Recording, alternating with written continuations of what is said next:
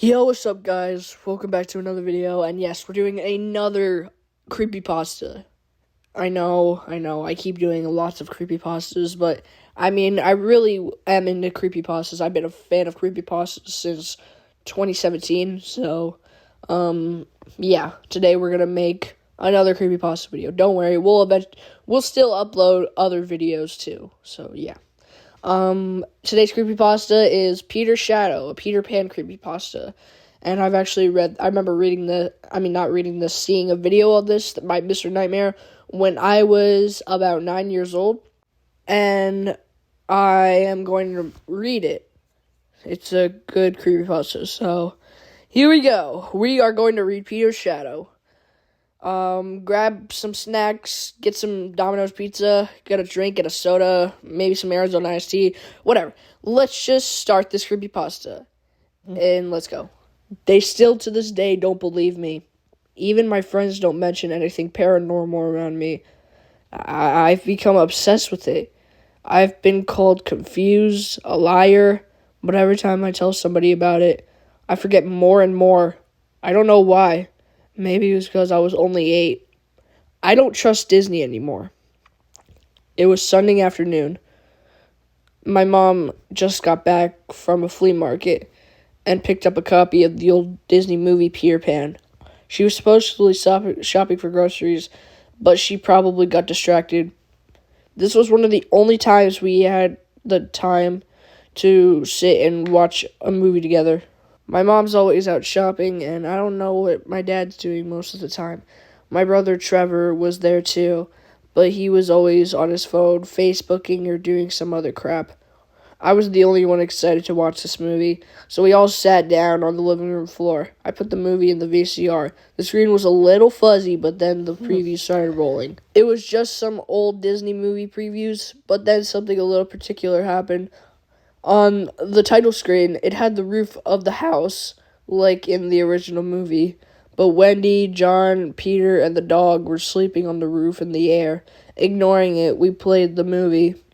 It was the same as it would have been, until it came to the part where Peter's shadow came into the room.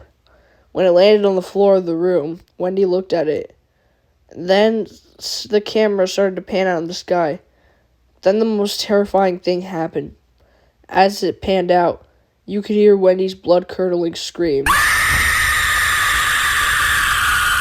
My dad, panicking, went to the VCR, took out the tape as soon as it went wrong. He told us it was just glitching, then told us to go to bed. Trevor and I, scared shitless, slowly went to bed. I slept on the bottom bunk, he slept on the top.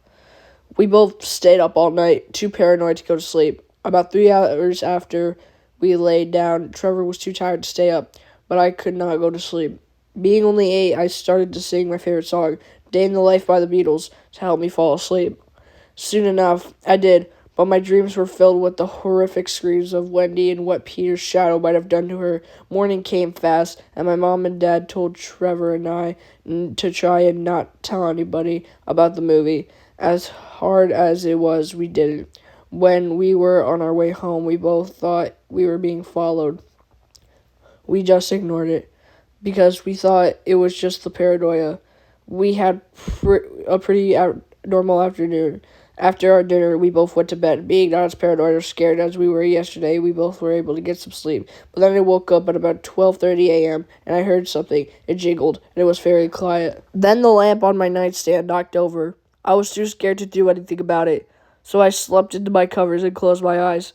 After about 30 minutes, I looked up at the underside of the top bunk to see Peter Pan's shadow right there watching me. I ran from my bed as fast as I could to my parents' bedroom, then reassuring me, then telling me it was just a dream. I still refused to sleep in my room. Of course, I ended up sleeping in their room for the night. Sleeping with my parents, I always had a great night's sleep, but when I woke up, the most disturbing thing ever happened to me. I was sleeping in the middle of a desert, alone, with the shadow. Terrified, I ran away from it, only to find a 75-foot drop. The shadow was hacking into my brain. Possessed, I hopped off the drop only to figure out that it was all a dream. It felt so real. There's no way that could have been a dream.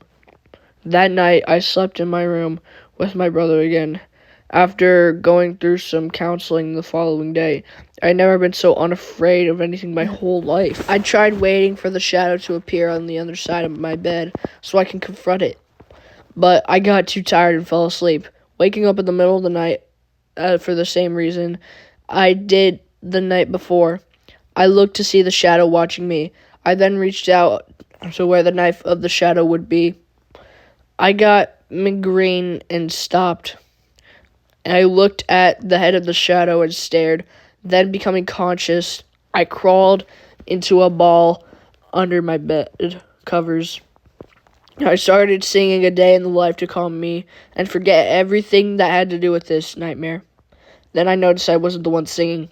Trevor started screaming. I ran out of my bunk and turned on the light. Trevor crying, I looked at the underside of the top bunk to read a piece of paper.